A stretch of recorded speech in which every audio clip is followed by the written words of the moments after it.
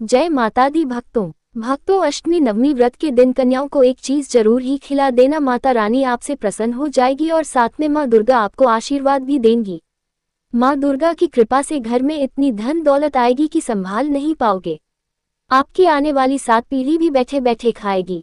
आपकी आने वाली पीढ़ी रुपयों पैसों पर राज करेंगे। भक्तों, शारदीय नवरात्रि हिंदू धर्म के सभी त्योहारों में से एक प्रमुख त्योहार है और हिंदू पंचांग के अनुसार अष्टमी नवमी के पर्व का विशेष महत्व होता है। शारदीय नवरात्रि की नौरातों में माता रानी के 9 स्वरूप शैलपुत्री, ब्रह्मचारिणी, चंद्रघंटा, मां कुष्मांडा, स्कंद माता कात्यायनी, कालरात्रि, महागौरी और सिद्धदात्री की विशेष पूजा श्रद्धा और उमंग के साथ की जाती है। भक्तों, आज की वीडियो में हम बताएंगे कि अष्टमी नवमी व्रत में कन्याओं को वह कौन सी खास गुप्त चीज है जो जरूर ही खिला देना है और कौन सी चीज वह भूलकर भी नहीं खिलाना है। और इसी के साथ जानेंगे कि वह कौन से काम है जो हमें अष्टमी नवमी व्रत में कन्या पूजन के दौरान करने हैं और कौन से कार्य नहीं करने हैं। आज की वीडियो में सब कुछ जानेंगे। भक्तों, हमारे हिंदू पंचांग में माना गया है कि इन 9 दिनों में मां दुर्गा से जुड़ी सभी शक्तियां जागृत हो जाती हैं। अष्टमी और नवमी के दिन कन्या पूजन का विशेष महत्व है क्योंकि यह माना जाता है कि मां दुर्गा स्वयं कन्याओं के रूप में प्रकट होती है और सभी भक्तजन उन्हें भोजन कराकर तथा उपहार देकर मां दुर्गा की पूजा करते हैं। भक्तों, इस बार 30 सितंबर की पावन अष्टमी और 1 अक्टूबर को महानवमी तिथि पर जब सभी भक्तजन कन्या पूजन का आयोजन करते हैं तो ये केवल एक परंपरा नहीं बल्कि देवी शक्ति को प्रसन्न करने का सबसे सरल मार्ग माना जाता है। किंतु शास्त्रों में ये भी बताया गया है कि अगर कन्याओं को एक चीज खिला दी जाए तो मां दुर्गा प्रसन्न हो जाती है और वहीं यदि कन्याओं को खिलाने में थोड़ी सी भी लापरवाही या अनुचित वस्तुओं का उपयोग कर दिया जाए तो मां दुर्गा नाराज हो जाती हैं। इसके परिणाम स्वरूप मनुष्य का सौभाग्य उससे रूठ जाता है। जीवन में बनी बनाई परिस्थितियां बिगड़ जाती हैं, सोचे कार्य अधूरे रह जाते हैं और व्यक्ति को बार बार असफलताओं का सामना करना पड़ता है। इसलिए कन्या पूजन करते समय पूर्ण सतर्कता और श्रद्धा आवश्यक है। और वहीं अगर कन्याओं को यह एक विशेष गुप्त चीज खिला दी जाए तो माता रानी की असीम कृपा बनी रहती है और जीवन में सुख, शांति और समृद्धि का वास हो। इसलिए इन दिनों में मां दुर्गा की संपूर्ण विधि विधान से पूजा करने से आपकी सभी मनोकामनाएं पूर्ण होती हैं। इसलिए सभी भक्तों से निवेदन है कि सच्चे मन से हमारे कमेंट बॉक्स में मां दुर्गा की जय, मां काली की जय, मां महागौरी माता की जय, मां चंद्रघंटा माता की जय जरूर लिखिए, जिससे आप सभी की प्रार्थना मां दुर्गा हमारी वीडियो के माध्यम से सुन ले और आप सभी की मनोकामना को पूर्ण करे। माता रानी आपकी झोली खुशियों से भरी रखी। भक्तों, नवरात्रि का महापर्व 9 देवी अर्थात 9 कन्याओं को समर्पित है। कन्या पूजन करने से हमारी समस्त पीड़ा दूर होती है, दुख दर्द दूर होते हैं, हर कष्ट दूर होते हैं। हमारे घर में होने वाली क्लेश हमारे जीवन से खत्म हो जाते हैं। यहाँ तक कि पितृदोष, राहु दोष, मंगल दोष, कालसर्प दोष, मात्र कन्या पूजन से क्षण से पीड़ित व्यक्ति को राहत मिलती है, सुकून मिलता है। घर में खुशियां आती हैं तथा अकाल मृत्यु घर में कभी नहीं होती। जब कन्याएं घर से खुशी खुशी आपके द्वारा खिलाई हुई यह एक गुप्त चीज खाकर प्रसन्न होकर आशीर्वाद देकर अपने घर के लिए जाती है तो यह मानिए कि आपके घर की निर्धनता हमेशा के लिए समाप्त हो जाएगी। मां नवदुर्गा को अपने हाथों से स्वयं यह एक गुप्त चीज प्रसाद के रूप में भोग लगाया है। अगर वही चीज कन्या को खिला दी जाए तो मां दुर्गा की बहुत ही बड़ी कृपा आपके ऊपर होगी। भक्तों, इस बार की शारदीय नवरात्रि सचमुच बेहद खास है क्योंकि मां दुर्गा अपने वाहन सिंह पर नहीं बल्कि हाथी पर सवार होकर पृथ्वीलोक 22 सितंबर को आ चुकी है। शास्त्रों में कहा गया है कि जब मां हाथी पर सवार होकर आती है तो ये राजयोग और समृद्धि का द्योतक होता है। इसका अर्थ है कि इस नवरात्रि में मां रानी हर भक्त के घर सुख, शांति, ऐश्वर्य और वैभव का आशीर्वाद लेकर प्रवेश करेगी। हाथी पर आगमन को शक्ति, स्थिरता और शुभता का प्रतीक माना जाता है जो दर्शाता है कि इस बार की नवरात्रि आपके जीवन में बड़े परिवर्तन और सकारात्मक ऊर्जा लेकर आएगी। इसलिए तन मन धन से माता की आराधना करें, सच्चे भाव से उनका स्मरण करें और अपने जीवन के हर संघर्ष को जीतने का संकल्प लें, क्योंकि जब मां अपने भक्तों पर प्रसन्न होती है तो असंभव भी संभव हो जाता है। भक्तों, जैसा कि आपको मालूम होगा कि इस साल शारदीय नवरात्रि 22 सितंबर 2025 से आरंभ हो चुकी है। लगभग अब नवरात्रि का समापन होने वाला है, जो कि 30 सितंबर को महाअष्टमी और 2 अक्टूबर को महानवमी 2025 विजयादशमी के दिन समाप्त होगी। अष्टमी और नवमी व्रत की सही डेट टाइम की बात करें तो इस बार अष्टमी नवमी व्रत विशेषकर संधि पूजा का शुभ मुहूर्त इस प्रकार है। अष्टमी तिथि 29 सितंबर 2025 की शाम 4:32 बजे से शुरू होकर 30 सितंबर 2025 की शाम लगभग 6 बजे तक जारी रहेगी। नवमी तिथि 30 सितंबर 2025 की शाम 6 बजे से शुरू होकर 1 अक्टूबर 2025 की शाम लगभग 1 बजे तक चलेगी। और अगर हिंदू कैलेंडर की माने तो 30 सितंबर को भी आप अष्टमी और नवमी व्रत कर सकते हैं। यूं कहें कि 2 दिन की पूजा का फल एक दिन को ही, जो कि 30 सितंबर को, जिसका अद्भुत सहयोग बना रहा है। संधि पूजा मुहूर्त अष्टमी से नवमी के बीच का काल 30 सितंबर 2025 को शाम 5:42 बजे से लेकर 6:30 बजे तक है। इसलिए भक्तों, आप इस प्रकार शुभ मुहूर्त में आप अष्टमी और नवमी को, इन दोनों तिथियों में कन्या पूजन अवश्य ही करें। कन्याओं को भोजन अवश्य खिलाएं। शास्त्रों में 9 दिनों के नवरात्रि को बहुत ही शुभ और मंगलकारी माना जाता है, और वही 9 दिनों के नवरात्रि को अच्छा नहीं माना जाता है। ना एक भी दिन कम, ना एक भी दिन ज्यादा। भक्तों, पूज्य गुरु जी ने अपनी माता रानी की कथा में बताया है कि शास्त्रों के अनुसार नवरात्रि के दिनों में माता रानी का पूजन करने से, कन्या पूजन करने से माँ अभय वरदान प्रदान करती है। कुंडली में जो कष्ट होते हैं उन्हें ठीक कर देती है। श्रीधर की तरह सच्चे हृदय वाले व्यक्ति के सभी कष्टों का समाधान माँ स्वयं ही करती है। माँ की व्रत से विनम्रता का विकास होता है। सभी कष्ट, दरिद्रता, दुख, कष्ट नष्ट हो जाते हैं। नवरात्रि में माता रानी का व्रत और पूजन किया जाता है, लेकिन नवरात्रि के दौरान सबसे ज्यादा महत्व होता है कन्या पूजन का। दोस्तों, कन्या रानी जो होती है फूल की पंखुड़ियों की तरह नाजुक होती है। कन्या पूजन सर्वोपरि है, श्रेष्ठ है। कन्या के रूप में स्वयं माता वैष्णव देवी, 9 देवियां अर्थात समस्त ब्रह्मांड इनके शरीर के कण कण में वास करते हैं। शारदीय नवरात्रि के दिनों में, खासकर अष्टमी नवमी के दिन, कन्या पूजन कोई मामूली पूजन नहीं होता। समस्त ब्रह्मांड में जो पूजा होती है उनसे बढ़कर कन्या पूजन को माना जाता है। 100 बार गंगा स्नान करने से और 1000 बार यज्ञ करने से तथा 7 वर्ष पूजा पाठ करने से जो फल मिलता है, वह मात्र एक बार कन्या पूजन करने से करोड़ों गुना भक्त को मिल जाता है, प्राप्त हो जाता है। और इस दिन कन्याओं को उपहार देने की परंपरा है। जिस कन्या खुशी खुशी उसे स्वीकार कर लेती है, इस उपहार को देने से 1000 गोदान करने के बराबर पुण्य फल प्राप्त होता। जितना कन्याओं को एक उपहार देने से मिलता है, तो आप सोच ही सकते हैं कि कन्या पूजन नवरात्रि के दिनों में कितना शक्तिशाली पूजन है। भक्तों, इसीलिए कहा जाता है कि कन्याओं को कभी भी सताना नहीं चाहिए। इससे समस्त ब्रह्मांड हिल जाता है। पहले आ जाती है मां नवदुर्गा के रौद्र रूप का सामना करना पड़ता है। इसीलिए कन्याओं की जितनी सेवा की जाए कम ही होती है। कन्याएं कोई मामूली नहीं होती। कन्या के रूप में स्वयं उनके मस्तक पर विराजमान होकर स्वयं नवदुर्ग चलकर आपके घर तक आती है। नवरात्रि में 2 साल से लेकर 10 साल तक की कन्या का पूजन होना चाहिए। अष्टमी अथवा नवमी को कन्याओं के पैर धोकर भोजन कराना, उपहार आदि देना श्रेष्ठ माना जाता है, दुर्लभ माना जाता है। ऐसा मौका कभी हाथों से नहीं जाने देना चाहिए। इस दिन जितना ज्यादा हो सके कन्याओं को हाथ पकड़कर, पैर पकड़कर अपने घर तक लेकर आइए। उतना ही आप माता रानी के आशीर्वाद से, उनके माँ दुर्गा के आशीर्वाद को घर में लेकर आ रहे हैं। स्वयं माँ जगत जननी नवदुर्गा को अपने घर में ला रहे हैं। अष्टमी और नवमी के दिन कन्या पूजन का विशेष महत्व है, क्योंकि शास्त्रों में कन्याओं को स्वयं माँ दुर्गा का साक्षात स्वरूप माना गया है। परंपरा अनुसार इस दिन कम से कम 2 और अधिकतम 9 कन्याओं को आमंत्रित कर पूजन किया जाता है। साथ ही एक छोटे बालक को भी भैरव स्वरूप मानकर उनके साथ बैठाया जाता है। भक्तों, वीडियो में आगे बढ़ने से पहले आप अपनी राशि भी कमेंट बॉक्स में जरूर डाल दीजिएगा। यदि हमारे पास कोई उपाय होगा तो वह हम आपके कमेंट का रिप्लाई में बता देंगे। कोई भी राशि के अनुसार अगर उपाय करता है तो मां नवदुर्गा बड़ी प्रसन्न होती है और ऐश्वर्य धन प्रदान करती है। अपने आशीर्वाद से व्यक्ति को मालामाल बना देती है। इसीलिए राशि कमेंट में जरूर करें और हाँ, माता को एक लायक जरूर करें। चलिए भक्तों, जान लेते हैं कि हमें अष्टमी नवमी व्रत के दिन कन्या पूजन कैसे करना है, क्या नियम है, किस प्रकार से करना है और वह कौन सी बातें हैं जिनका विशेष ध्यान रखना है। तो सब कुछ जानते हैं, तो चलिए जान लेते हैं। सबसे पहले कन्याओं का स्वागत। कन्या जब आपके घर आए तब सभी के पैरों को दूध और पानी से उनके पैरों को धुला चाहिए। खासकर मर्दों को कन्याओं के पैर आवश्यक धोने चाहिए। इससे मैया वैष्णव प्रसन्न होती है। दोस्तों, फिर उसके बाद कन्याओं को किसी साफ जगह पर जमीन पर कपड़ा बिछाकर बैठाना चाहिए। उनके माथे पर अक्षत, फूल और कुमकुम लगाना चाहिए। फिर उसके बाद भोजन ग्रहण करवाना चाहिए। लेकिन हमेशा याद रहे, कन्याओं को थाली में 3 पू कभी ना रखें। इसे शुभ नहीं माना जाता है, अशुभ माना जाता है। 3 पू तथा 3 रोटियां मरने वाले व्यक्ति के लिए निकाली जाती है और जेल में कैदियों के लिए जाती है। ऐसे में कन्याओं को उनकी थाली में 3 पूरी कभी ना दें। एक दो करके पूरियां दे सकते हैं। इससे 3 संख्या बच जाती है और दोष भी नहीं लगता।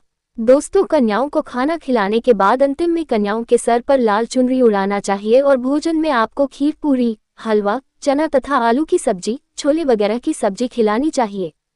पनीर आदि भी खिलाया जा सकता है। वैसे माता रानी का प्रिय भोजन खीर, हलवा, पूरी और छोले अत्यधिक प्रिय है। लेकिन अगर आप इनमें से कोई चीज़ नहीं मिला सकते हैं तो कुछ मीठा आप कन्याओं को जरूर खिलाएं। मीठे में आपको दही, जलेबी सबसे उत्तम रहेगा। लेकिन भूल से भी लहसुन और प्याज का इस्तेमाल कभी ना करें, अन्यथा अनर्थ हो जाएगा। अक्सर कई लोग कन्याओं को कुरकुरे का पैकेट, चिप्स वगैरह का पैकेट खिलाते हैं, जो कि घोर अनर्थ माना जाता है क्योंकि इसमें लहसुन प्याज का इस्तेमाल होता है, जिसके कारण आपका व्रत खंडन हो सकता है। माँ दुर्गा क्रोधित हो सकती है। जहां आपने 9 दिनों तक लहसुन प्याज का परहेज किया, लेकिन आपकी एक गलती पूरे व्रत को खंडित अपवित्र कर सकती है। इसलिए ऐसा कोई भी काम नहीं करना चाहिए जिससे कि माता रानी रूठ हो जाए और कन्याओं को भी अशुद्ध होना पड़े। कन्याओं को डब्बा बंद कोई भी ऐसी चीज न खिलाए जिसमें लहसुन प्याज होता है। कई चीजें ऐसी होती हैं मार्केट में जिसके अंदर लहसुन प्याज का इस्तेमाल होता है। ऐसा आप कभी मत करना। दोस्तों, कई लोग कन्या पूजन में खाना घर पर नहीं बनाते और मार्केट से रेडीमेड लाकर ही खिलाते हैं तथा दही जलेबी खिलाते हैं, जो कि शुभ नहीं माना जाता है। दोस्तों, ऐसा खाना खिलाते हैं जिनके घर में मान लीजिए कोई दुर्घटना आदि हो गई है या घर में कोई बीमार है या कोई मुसीबत है, तब वह ऐसा करते हैं। लेकिन अगर आप स्वस्थ हैं, आपको कोई पीड़ा नहीं है, तो ऐसा भूलकर भी नहीं करना चाहिए। माता रानी दही जलेबी नहीं, आपके हाथों का बना भोजन खाना चाहती है, आपका प्यार चाहती है। फिर चाहे आप घर में एक ही पूरी क्यों ना बनाएं, माता के लिए आप स्वयं ही अपने हाथों से माता रानी को भोजन खिलाएं। देखिए, भले ही आप दागी जलेबी खिला सकते हैं, परंतु माता को घर का बना हुआ शुद्ध भोजन ही अति प्रिय है। खासकर शारदीय नवरात्रों के दौरान घर में पक्का खाना अवश्य बनाना चाहिए। माता रानी बहुत प्रसन्न होती है।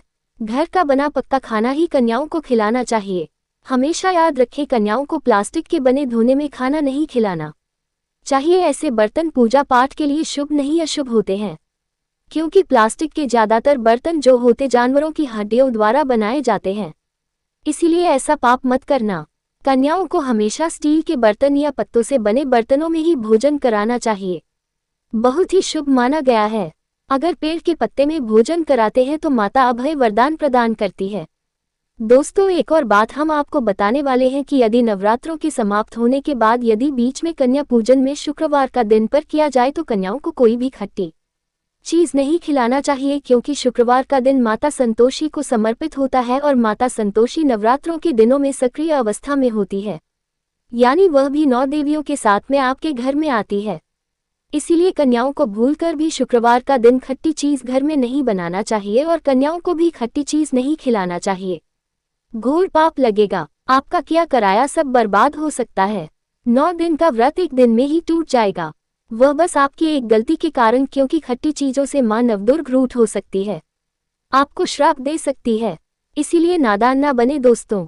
भोजन कराने के बाद कन्याओं की थाली में एक लौंग जरूर रखना चाहिए, क्योंकि लौंग देवी शक्ति तथा दुर्गा मां को बहुत प्रिय है।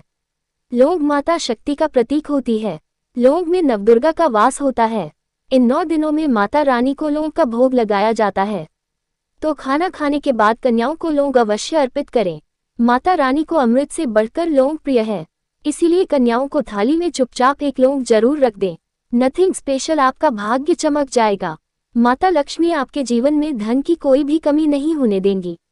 भक्तों, आपको बता दें कन्याओं को उपहार में क्या दें। कन्याओं को खुश करने के लिए उनकी थाली में दक्षिणा डालें, ताकि आपके घर में संपन्नता बनी रहे तथा धन की कोई भी कमी ना हो। कन्या जब आपके घर से खुशी खुशी धन लेकर जाती है तो वह भी आपको खुशी खुशी कई गुना आपको धन प्रदान करती है। इस समय कंजूसी मत करना, खुशी खुशी कन्याओं को धन अवश्य देना। कन्याओं को कोई सुंदर गिफ्ट दे सकते हैं। शास्त्रों में बताया जाता है कि कन्या जितना खुश होती है, माता रानी उतना ही जल्द फल की प्राप्ति प्रदान करती है। ऐसे में आप कन्याओं को चॉकलेट बॉक्स दे सकते हैं तथा खूबसूरत कपड़े दे सकते हैं। याद रहे, काले कपड़े ना दे और स्टील के बर्तन भी गिफ्ट के तौर पर दे सकते हैं। याद रहे कि कन्याओं को लोहे का कोई भी सामान नहीं देना, नहीं तो राहु केतु का प्रभाव आपके जीवन में प्रवेश कर जाएगा। राहु काल तथा राहु दोष आपको लग जाएगा, आप बर्बाद भी हो सकते हैं। दोस्तों, जब कन्या अपने घर के लिए प्रस्थान करे तो उनके चरण जरूर छू ले और अपने मन में अपनी प्रार्थना को पूरा करें। सच्चे दिल से मांगी मुराद माता रानी अवश्य ही पूरी करती है। सच्चे दिल का मतलब होता है मन में कोई भी लालच ना हो, और अगर वह लालच माता को पाने के लिए बन जाए तो उसे बोलते हैं सच्ची श्रद्धा और सच्ची भक्ति। ऐसी भक्ति के आगे स्वयं 33 कोटि देवी देवता आपको नमस्कार करते हैं। नवरात्रि में अगरबत्ती आप जलाते हैं या फिर आप गोबर के कंडे जलाते हैं या फिर आप माता रानी के लिए जो भी चीजों को जलाते हैं तो भक्तों, भस्म का क्या करना चाहिए? जलाने के बाद जो अंतिम चीज होती है वह चीज भस्म होती है। भस्म का क्या करना चाहिए? तो भक्तों, हम आपको बता देते हैं कि इस भस्म को पूरे साल के लिए, 1 साल के लिए इस प्रकार की भस्म को बटोर करके रखना चाहिए। जो अगरबत्ती की भस्म है या फिर कहा जाए गोबर के कंडे की भस्म रखी है, क्योंकि माता रानी को हम जो कच्ची धूप जलाते हैं उसकी भस्म भी काफी सारी हो जाती है। क्या इसे में नदी में बहा देना चाहिए? अगर ज्यादा है तो नदी में बहा दीजिए, बाकी कम से कम आपको 1 साल के लिए आपको ये भस्म अपने में जरूर रखनी चाहिए। भक्तों, हम भस्म के बेनिफिट बता रहा हूँ और इसके फायदे बता रहा हूँ। इससे पहले अभी तक जय माता दी नहीं लिखा है तो जय माता दी लिख दीजिए। इससे हमें वीडियो बनाने का मोटिवेशन मिलता रहता है और माता रानी की कृपा आपके ऊपर और हमारे ऊपर सदा बनी रहती है। इससे हमारा जो वीडियो बनाने का उत्साह होता है वह बहुत अधिक बढ़ जाता है। अगर भक्तों आप सभी को ये जानकारी अच्छी लगती हो तो हमारी कथावर्धन चैनल को सब्सक्राइब कर लें, जिससे हम आप सभी को अच्छी जानकारी दे सकें। तो भक्तों, जो भस्म होती है इसका क्या करना चाहिए?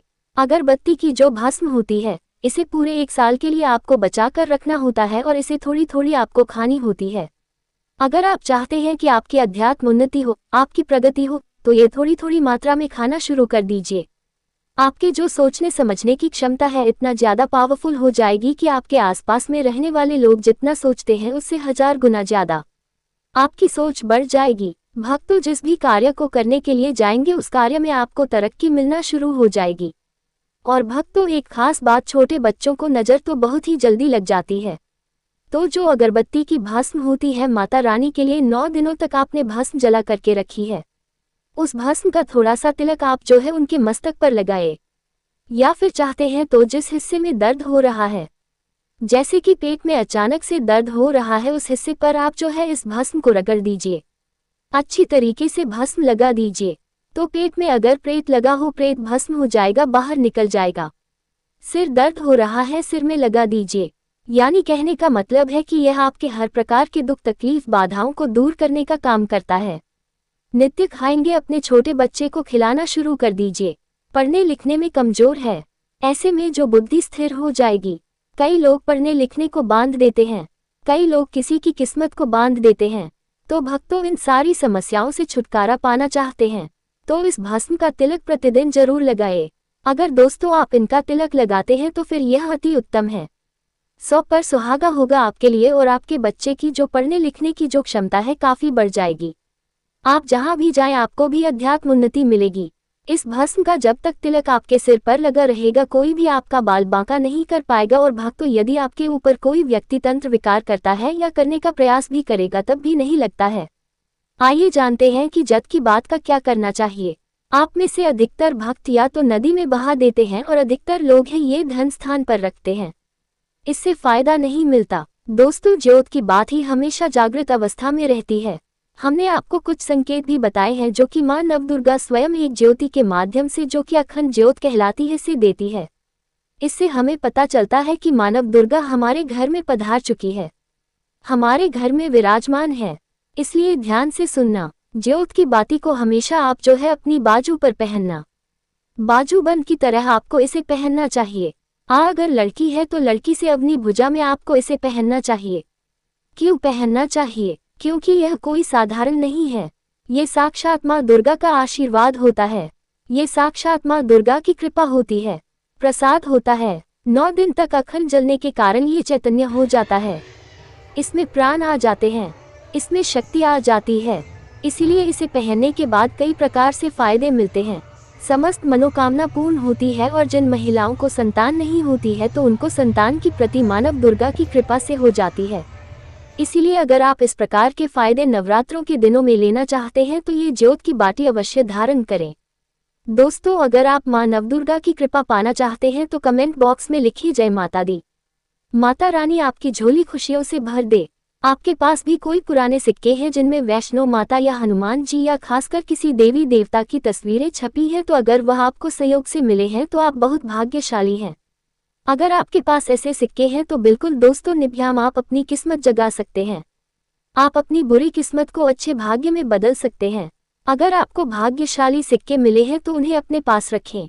सिक्का जितना पुराना होगा उतनी ही उसमें शक्ति होगी। सिक्कों की मदद से आप घर की नकारात्मक ऊर्जा को दूर कर सकते हैं।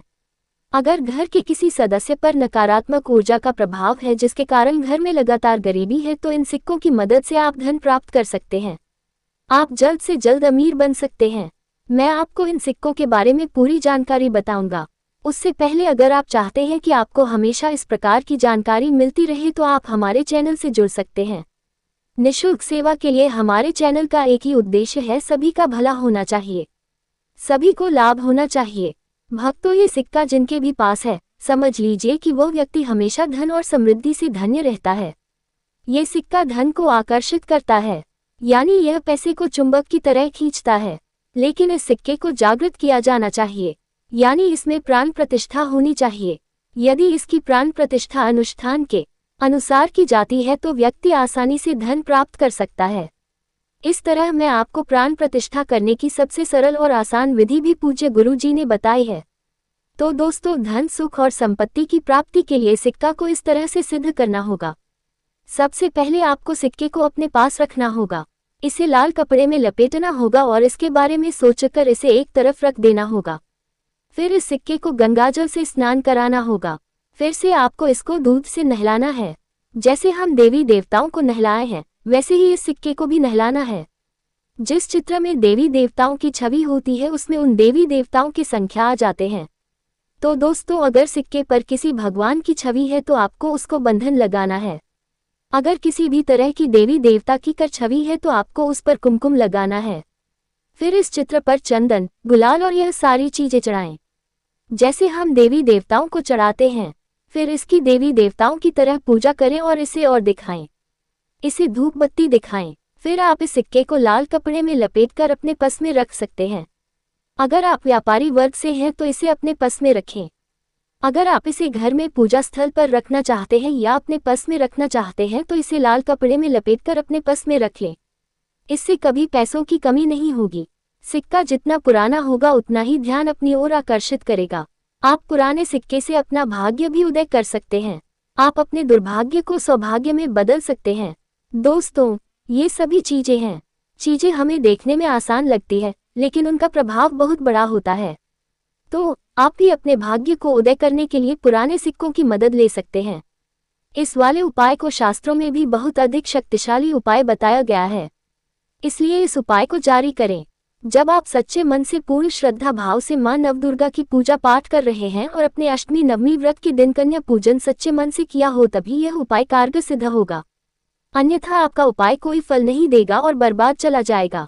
तो भक्तों, आपने जान लिया कि अष्टमी और नवमी के दिन कन्या पूजन कितना महत्वपूर्ण होता है और इसके द्वारा मां दुर्गा की विशेष कृपा प्राप्त होती है। नवरात्रि केवल व्रत और पूजा का पर्व नहीं है, बल्कि यह आत्मविश्वास, शक्ति और सकारात्मकता को जगाने का अवसर है। इन 9 दिनों में हम मां के 9 रूपों की आराधना कर अपने जीवन में नई ऊर्जा और सफलता का संचार करते हैं। भक्तों, अगर आप सभी को हमारी वीडियो अच्छी लगी हो तो हमारे कथा वर्धन चैनल को सब्सक्राइब कर ले, जिससे आपको नई जानकारी हर समय मिलती रहे। जय माता दी।